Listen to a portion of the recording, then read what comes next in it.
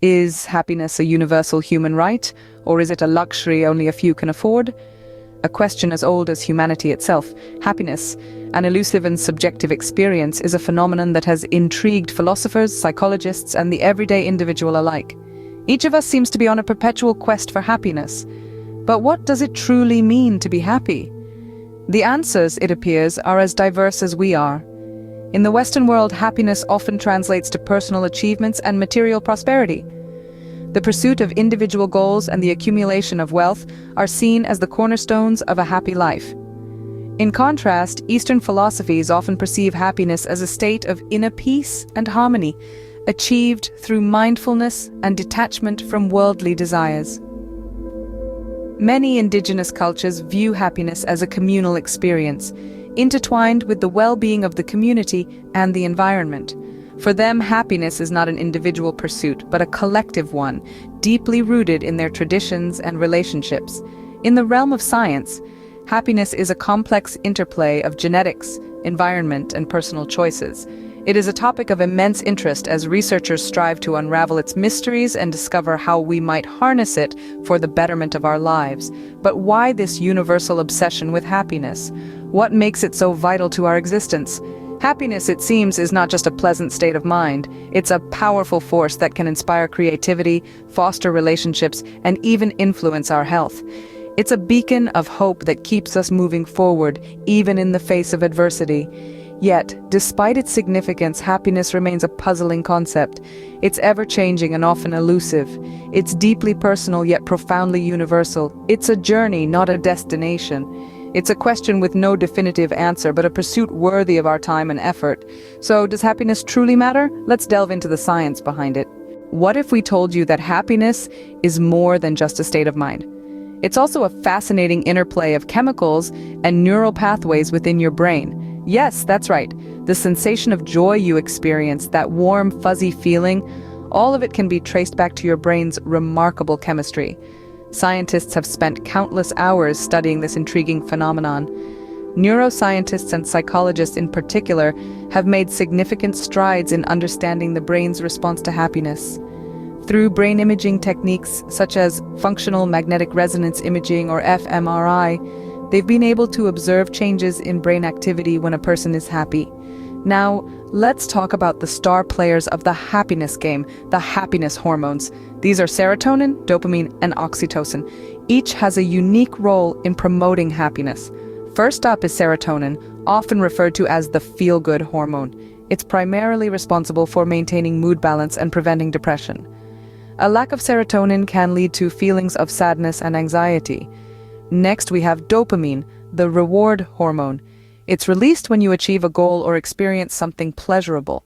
It motivates you to work towards your objectives, reinforcing the desire to repeat enjoyable activities. Lastly, there's oxytocin, the love hormone. It's released during social bonding experiences like hugging, cuddling, or even just spending quality time with loved ones. It promotes feelings of trust, empathy, and connection, making it crucial for forming strong relationships. But it's not just about these hormones. There's also an intricate network of neural pathways involved, connecting different regions of the brain. When you experience happiness, these pathways light up, allowing the happiness hormones to do their magic. In essence, happiness isn't just an abstract concept or a fleeting feeling. It's a tangible, biological process. It's a complex symphony of hormones, neurons, and neural pathways, all working in harmony to create that wonderful sensation we all know and love. So happiness is not just a feeling, but a complex interaction of hormones and neural pathways. But is there a connection between happiness and our overall health?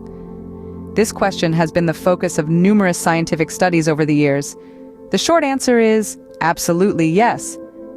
But let's delve a bit deeper to understand the nuances. Happiness isn't just a fleeting emotion or a momentary rush of endorphins. It's a state of being that can have profound effects on our physical health. Let's start with the heart, the metaphorical seat of happiness. Research has shown that individuals who report higher levels of satisfaction and joy tend to have better cardiovascular health. They have lower blood pressure, less heart disease, and fewer instances of stroke. But it doesn't stop at their heart. The immune system also seems to get a boost from happiness. Studies suggest that happier people are less likely to catch common colds, and when they do, they bounce back more quickly. Their bodies are more efficient at fighting off illness and healing from injuries.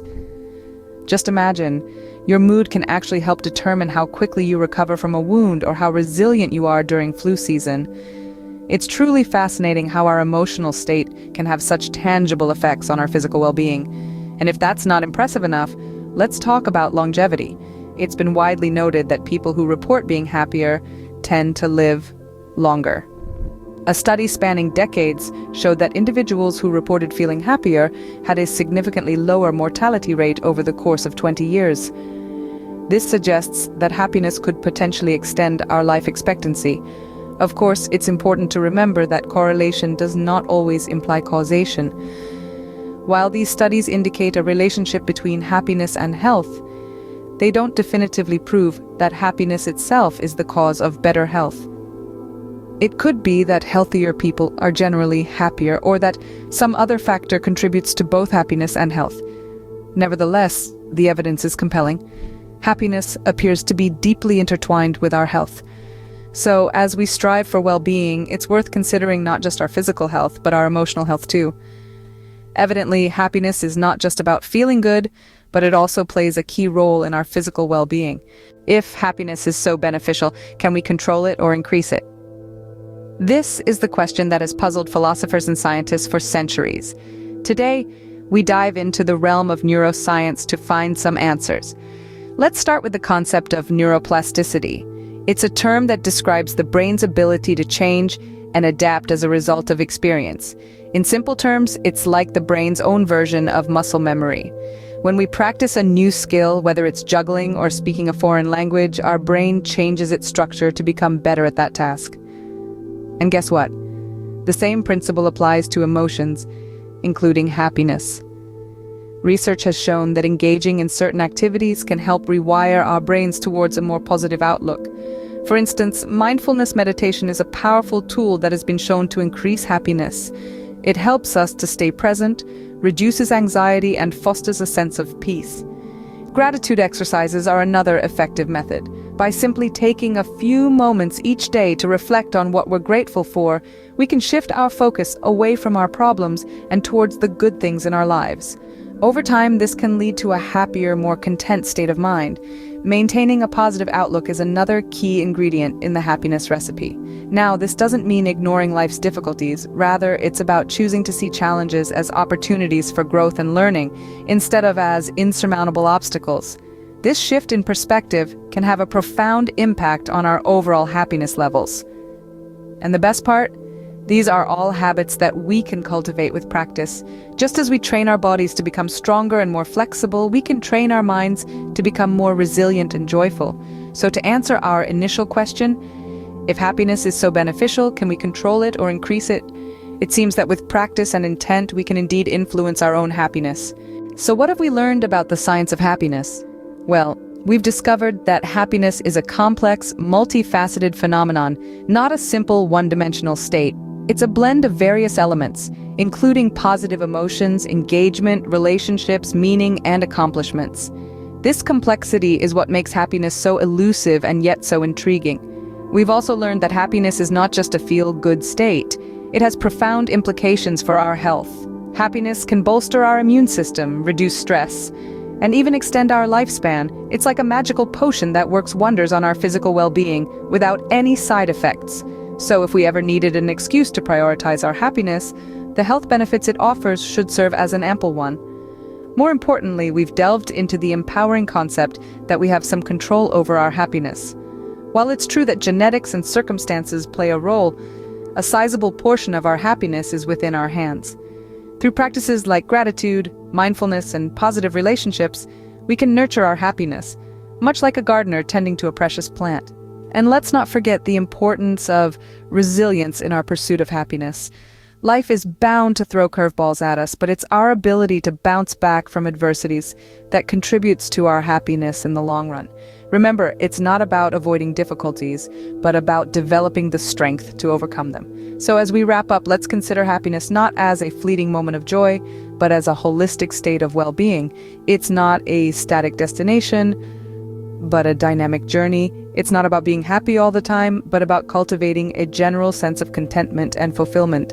The pursuit of happiness is a journey, not a destination. And now, equipped with the knowledge of its science, may your journey be a little brighter, a little happier.